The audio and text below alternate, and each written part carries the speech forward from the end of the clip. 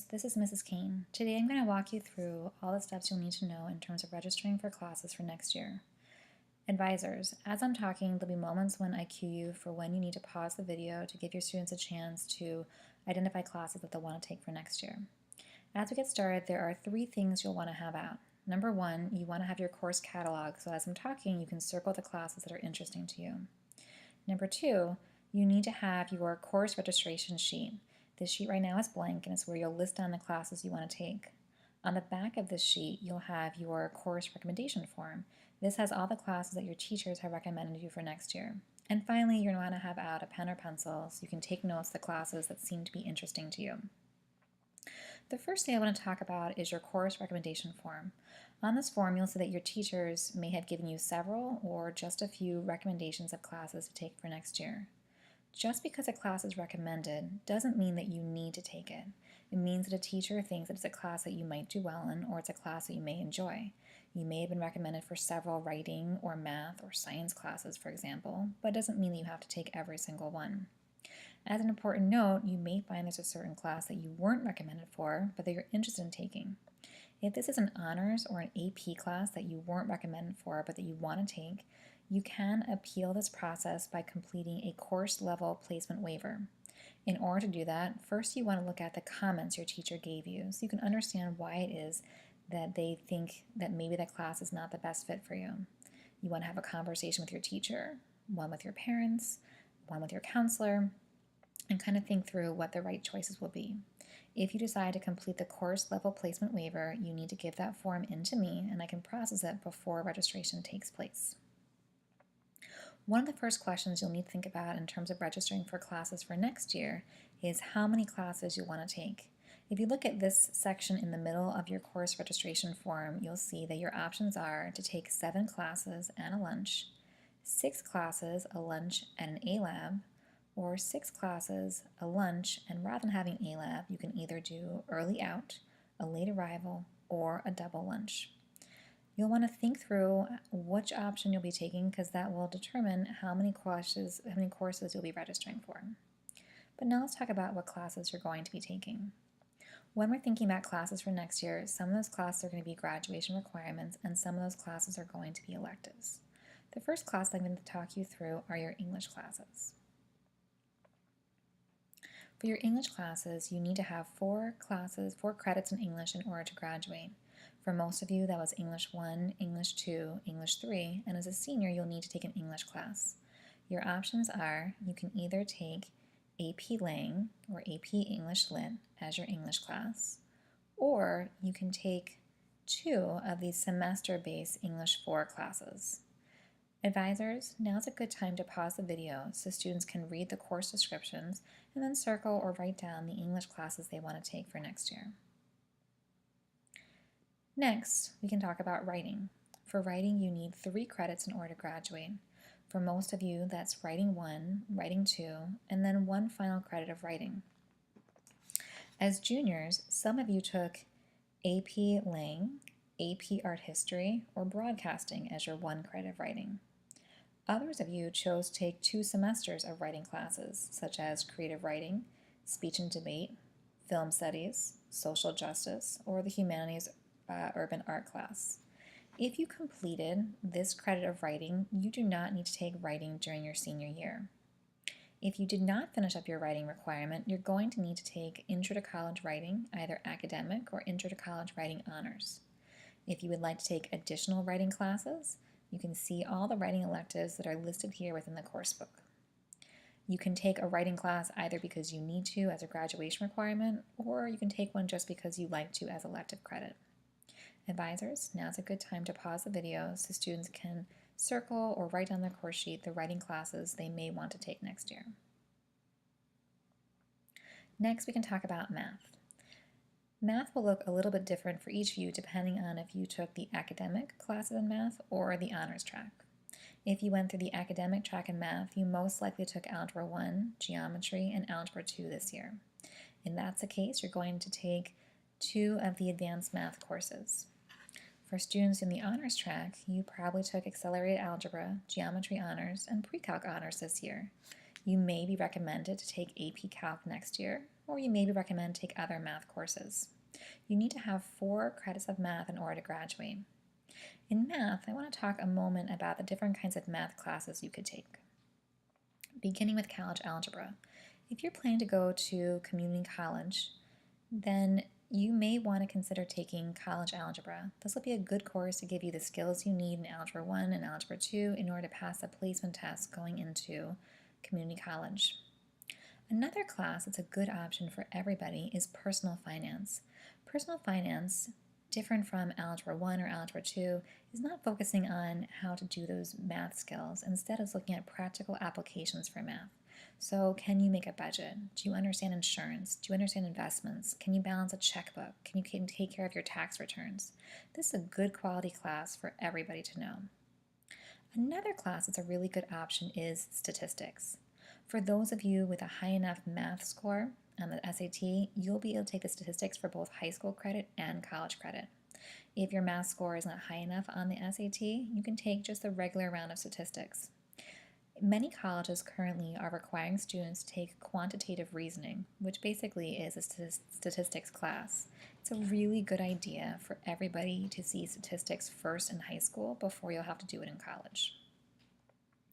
Other math classes you might consider are finite math. So if you did okay in Algebra 2 and you want to increase your algebra skills, finite math is a good option. If you did well in Algebra 2 and you're thinking that you may want to major in math or major in engineering or perhaps go into the business field, you might want to look into taking a semester of pre-calc and a semester of calculus. Advisors, now's a good time to pause the video so students can identify which math courses they want to take next year. I should also add in, there's a handful of students who chose to double up in math and have already completed all these math courses. If that's the case, then they do not need to take math as a senior. Science. You need to have 3 credits of science in order to graduate. For most of us, that was biology and chemistry, and then you need 1 additional credit of science. Some of you chose to take Intro to Engineering or Physics Honors this year. And some of you chose to take 2 semesters of science courses, like Anatomy and Physiology, Environmental Science, Intro to Public Health, or Forensics. If you completed this credit of science, then you do not need to take science as a senior. If you didn't, then you'll want to take some kind of science class. Even if you've completed your science credits, if you're thinking about going to a more selective school, or you're thinking about majoring in some kind of scientific field, you want to consider taking a 4th year of science. Now's a good time, advisors, to pause the video so that students can scan through the class descriptions here and see which science classes, if any, they want to take next year. Social studies. You need 4 credits of social studies in order to graduate. For most of you, that's human geo, world history, U.S. history, economics, and civics. It is required that you complete both economics and civics. If you don't complete economics and civics, the only other course to take to fulfill that requirement is AP Government. If you have fulfilled and taken all of these classes, you are done with your social studies requirement. If you haven't, you'll need to take the other class next year. If you finished your social studies requirements, you may want to consider some of the electives in social studies, which include law, current events, psychology, AP Psychology, and AP Government. Advisors, please pause the video so students can look through and circle any social studies classes they'll want to take next year. World language. You need to have 2 credits of world language in order to graduate. So that's either Spanish 1 and 2 or French 1 and 2. If you have completed your world language classes, you can stop right there. Or some of you may choose to go on and take Spanish 3 Honors or AP Spanish. Advisors, now's a chance to pause the video so students can indicate whether or not they want to take an extra year of language. Now we move on to PE. For PE, it's a little bit different than what your course catalog says in the front. You need to have 1.5 credits of PE in order to graduate. That's a half credit of health and then 1 credit or 2 semester-based classes in PE. If you have already taken a half credit of health and then 1 full credit in PE, you do not need to take PE next year. If you haven't yet finished that credit in PE, you'll need to take PE next year. And if you have finished all your PE, but you just want to take it as an elective, you can take 1 PE class next year. Advisors, now's a good time to pause the video so students can scan through, look at all the PE classes, and indicate if there's one class they want to take next year. Art, music, and technology are electives. You can see in the catalog that there are several different options within this department. You need to have 1 credit of art, music, and technology in order to graduate. After that, you can take additional classes in here as elective credit, and you can see, looking at the catalog, that some of these classes can be repeated more than once. There's even a brand new class called AP Computer Science Principles within this department. Advisors, now is the moment to pause the video so students can circle any classes within this department that they would like to take.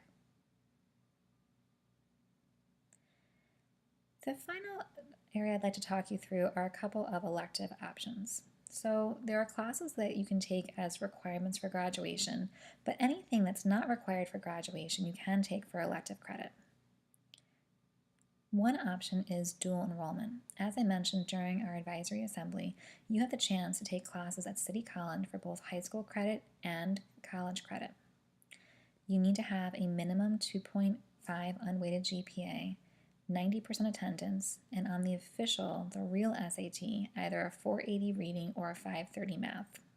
Or, if you get a 6 on the City College's Ready to Write placement tests or 46 plus on the ALEKS math tests, these are placement tests you would take at City College. If you meet these requirements, you can go ahead and register for a class at City College.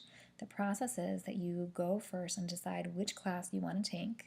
Then you have to complete an online application as well as a packet that I have in Student Services. I'll need to submit your transcript and a paperwork that you complete with your parent, and then that's it. You take that class and get high school credit and college credit at the same time. Check your email from school from Mr. Hebert to see more details all about the dual enrollment process. If you choose to do a dual enrollment class, you can leave. Rather than doing lunch at school, you can leave early. So you would have no lunch period, your dual enrollment class, and then you're early out and have the chance to leave at about 12:40 during the day. If you're interested in doing this, you'll want to stop by the counseling office to learn more about dual enrollment. You'll also see your leadership options within the course catalog. You need to apply for this before spring break, and you may see within your recommendations whether or not you're accepted into this program or not. You can only apply and register to do these classes if you applied for it beforehand. The final class I want to highlight is called the Senior College Seminar.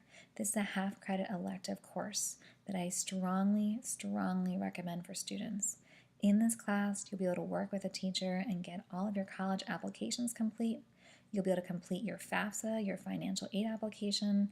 You'll be able to get a lot of support on doing your personal statement, your college essay, and you can also get help applying for scholarships, among other skills that you'll want to know about as you're leaving high school and going into college. This is an excellent opportunity if you're applying to selective colleges and above, if you're thinking about leaving the city, or if you just need some extra support getting your classes and your college schedule ready for next year. This is a course I strongly recommend for all students. Once you have chosen all of your classes, your next step is going to be to register. You're going to be registering on computers during the first 2 weeks in May. So unlike last year where I grabbed you and had you come in groups into Student Services and I was helping you register with me, this time you'll be doing it on laptops during your academic lab period. You're going to log into PowerSchool and you're going to click on the button that says Class Registration. When you come in there, you'll see this screen. You're going to want to go really carefully through the screen. I give you really good information on the side for what kinds of classes you need to pick. And then you'll go through each one, click on the pencil icon, and then choose what you want to do. So in this first box, you're choosing, do I want to have an academic lab, an early release, an extended lunch, or a late arrival? You'll choose whatever makes sense and then hit OK.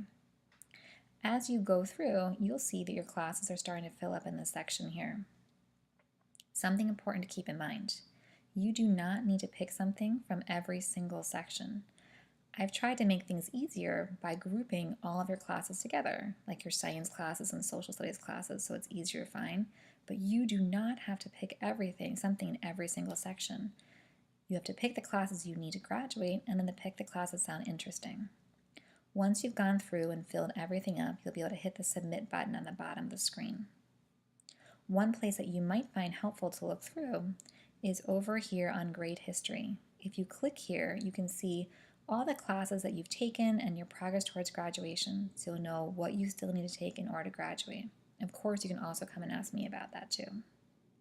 Really important to keep in mind, you have 2 weeks to complete your registration process.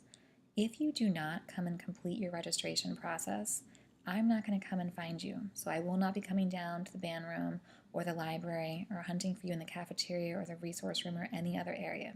You need to come and complete your registration. If you don't complete your registration by the end of the registration process, I'll be choosing all of your classes for you. If you have any questions or concerns or you're not sure what to do or what to take, please come and find me. Feel free to come and email me or stop by and see me, and we can talk through all the classes together and think through what some good options for you would be. It's going to be really exciting. Enjoy.